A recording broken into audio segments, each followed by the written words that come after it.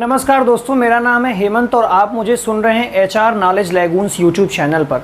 आज इस वीडियो के अंदर हम बात करेंगे अश्व अक्षांश के बारे में, जिसकी अंग्रेजी होती है हॉर्स लैटीट्यूड। हॉर्स लैटीट्यूड के बारे में बात करेंगे। तो उसको हॉर्स लैटीट्यूड को समझने से पहले आप एक चीज़ समझ लीजिए कि जो पहले समुद्री जहाज़ हुआ करते थे उसमें मोटर नहीं लगा होता था, कोई इंजन वगैरह मशीन चालित नहीं थे। वो किस तरह के होते थे, ज़रा देखना कि ये इस तरह से है, ये जहाज़ है और जहाज़ के ऊपर इनका झंडा वगैरह लगा होता है और यहाँ पर वो अपना सामान वगैरह रख करके समुद्र में व्यापार वगैरह करते थे।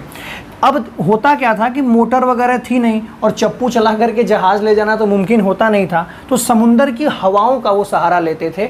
और समुंदर में होता क्या था कि अब फिल्म वगैरह में देखे होंगे, बड़ा सा ऐसे कपड़ा होता है और इस कपड़े को यहीं वो खड़ा कर देते थे। तो खड़ा करते थे तो इस कपड़े पर जो समुंदर की तेज़ हवाएं होती थी आकर इस कपड़े पर टकराती थी और इस कपड़े के सहारे जहाज़ भी आगे बढ़ता चला जाता था।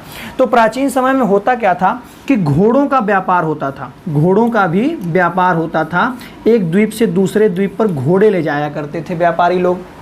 तो व्यापारी जब घोड़े ले जा रहे होते थे तो कभी कभी होता क्या था कि जब वो गलती से, जैसे आप देखिए धरती की संरचना कुछ ऐसी है और उस पर कुछ काल्पनिक रेखाएं ऐसे खींची गई हैं जिनको अक्षांश रेखाएं कहते हैं। वो बिल्कुल क्षैतिज रेखाएं खींची गई हैं। और अक्षांश रेखाओं के बारे में अगर और ज़्यादा आप जानना चाहते हो तो हमारे चैनल पर वीडियो है, उसको आप देख सकते हैं।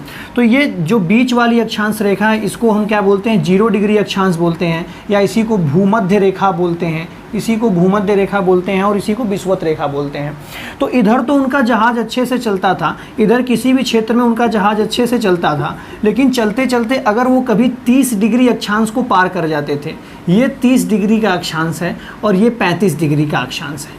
अगर वो 30 से 35 डिग्री के अक्षांश में कभी पहुंच जाते थे तो होता क्या था, और ये छोटा रीजन मत समझना, 1 डिग्री के अंतर पर 111 किलोमीटर का चेंज होता है, यानी कि 5 डिग्री के अंतर पर लगभग 555 किलोमीटर का चेंज होगा। तो 555 किलोमीटर का एरिया इधर और 555 किलोमीटर का एरिया इधर, इधर भी 30 डिग्री से लेकर के 35 डिग्री के बीच में।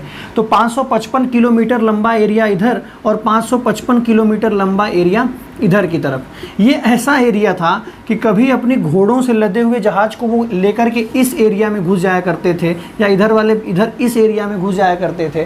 तो होता क्या था कि यहाँ बिल्कुल हवा चलती ही नहीं थी, या हवा चलती भी तो इतना मंद चलती थी, इतना धीरे चलती थी कि उनका जहाज़ आगे ही नहीं बढ़ पाता था, क्योंकि उनका जहाज़ तो हवा से ही आगे बढ़ता।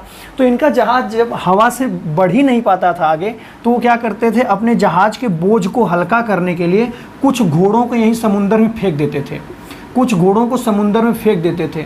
बड़े क्रूर होते हैं ये व्यापारी लोग, अपना फ़ायदा दिखा, किसी के जान माल की कोई टेंशन नहीं, ठीक है। तो क्या किया, कुछ घोड़ों को ही समुंदर में फेंक देते थे और वो बेचारे थोड़ी देर तक तैरते थे और डूब डाब के उसी में मर जाते थे। तो तब से क्या हुआ, इन्हीं अक्षांशों का नाम क्या पड़ गया, इन दोनों अक्षांशों के बीच के एरिया में जितने अक्षांश, उनका नाम क्या पड़ गया, अश्वाक्षांश पड़ गया, अश्वाक्षांश पड़ गया। अब ऐसा होता क्यों था कि यहाँ बहुत ज़्यादा हवाएं कम चलती थी। तो इस एरिया में बताया जाता है कि बहुत उच्च वायु, उच्च दाब की पेटी पाई जाती है, उच्च दाब की पेटी पाई जाती है। और कभी भी जहाँ उच्च दाब की पेटी हो वहाँ हवाओं की रफ्तार बहुत धीरे हो जाती है, हवाओं की गति बहुत धीरे हो जाती है। तो इसीलिए क्या होता था, इनकी जहाज़ आगे चलती ही नहीं थी और ये घोड़ों को समुंदर में फेंक देते थे। और तभी से इन अक्षांशों का नाम क्या पड़ गया, अश्वाक्षांश पड़ गया।